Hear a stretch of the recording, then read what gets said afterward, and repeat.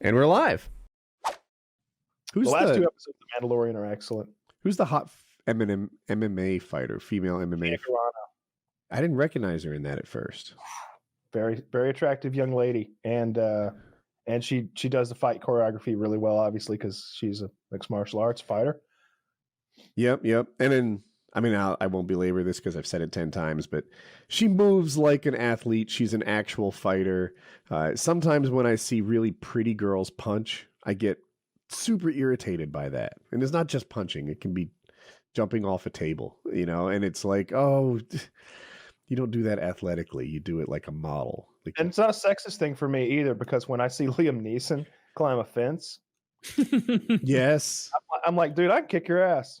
Yeah, a lot of aging action stars. Yeah. How much kung fu you know either. You look brittle.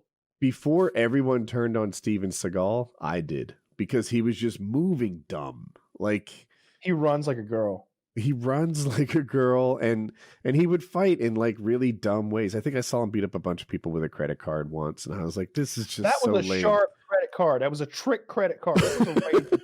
All right, that I'm okay with. He had a razor blade, and his opening move was to slash 3 guys' throats.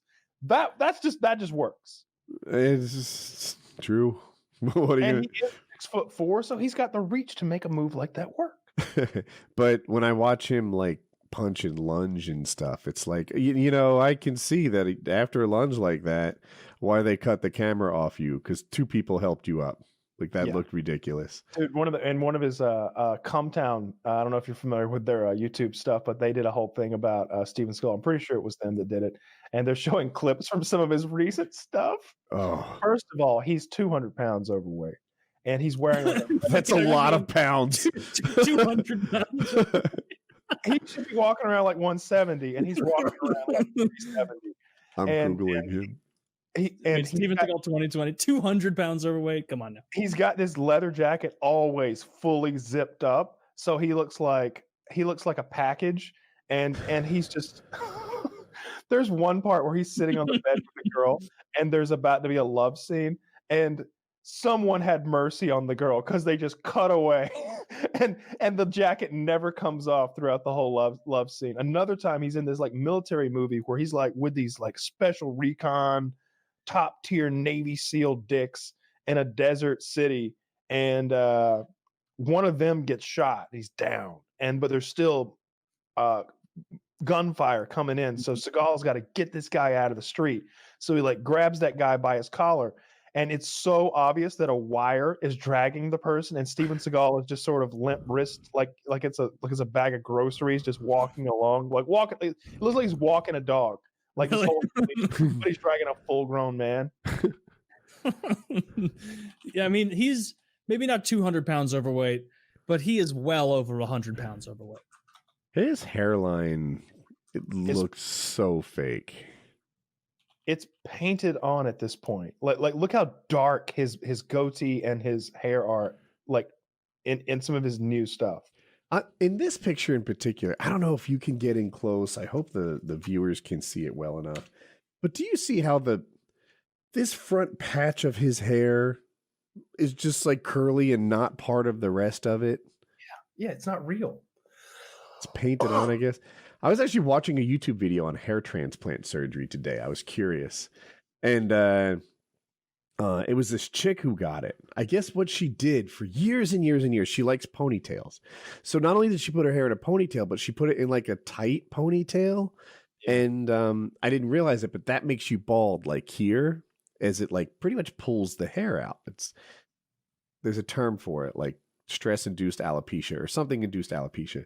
And it did a couple things for her. Like, one, she just liked her open face, and it like did a facelift kind of thing to her face when she always looks surprised. I guess it just like youthfulized it. I'm making up words, and it made her eyes more almond shaped. So you can picture this is a ponytail that is like a facelift, that it's so tight, and she went bald on the side. So I learned what hair transplant surgery is like. And they take it. I didn't know how it worked. My dumb ass thought they took like a patch. Like, all right, we're going to take like a 6-inch wide football shaped patch out of the back of your head and then seal it back up. And then we'll put that patch somewhere. Like, I don't know. I'm like, how the fuck does this work? We got to ask Anthony Cumia next time he comes on about that. Oh, did he have it done? Yeah, he had. He doesn't like when you call them plugs, but he had hair plugs put in. Oh, so what they do now is they go to like the back of your head where there's usually no baldness or even thinning happening. Like people who are bald have nice like back of head hair, like by the plum. And they remove like a third of it, but I guess you don't see or notice it. Like you've got plenty. And they remove the hair follicles one by one. Mm-hmm. It like sucks out through kind of a vacuum, and you're anesthetized and stuff. And then they put them back in one by one. And weirdly, they fall out and then grow back, or like it's really normal 6 or 8 weeks later. It's like transplanting grass. Okay. or grafting, maybe. And then, well, I remember then they put it back. I think Trump had a different kind of hair transplant. I've read someone who theorized it, where they actually did take a patch and then put that patch elsewhere, because this is how they did it like 30 years ago. And that's why he has that really complicated like set of comb overs that geometry. That is the Trump haircut. I was thinking he's just like really desperately holding on to what he has left, and that's the reason for like the weird thatchwork wicker basket look, where it's like you have to make sure every angle is covered by I'm something. only as good as my sources, but like it's not normal balding, right? Like, because he has pretty good hair here, but then he has to like. Now. It's not bad. Then he has to comb it in a bunch of different ways to cover the spots. Better than Biden's. Really?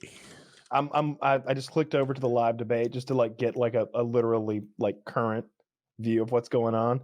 Biden happened to be leaning forward, and so did Trump, and you can see Biden's entire scalp. Can you link the debate? I'm not watching. Sure. Yeah, we're not going to watch it or anything. When you Google Trump hair, you don't get flattering photos, so it's not fair. Of course not. Right? Yeah. So I'm not trying to stack the deck. Some of these photos are funny, obviously fake.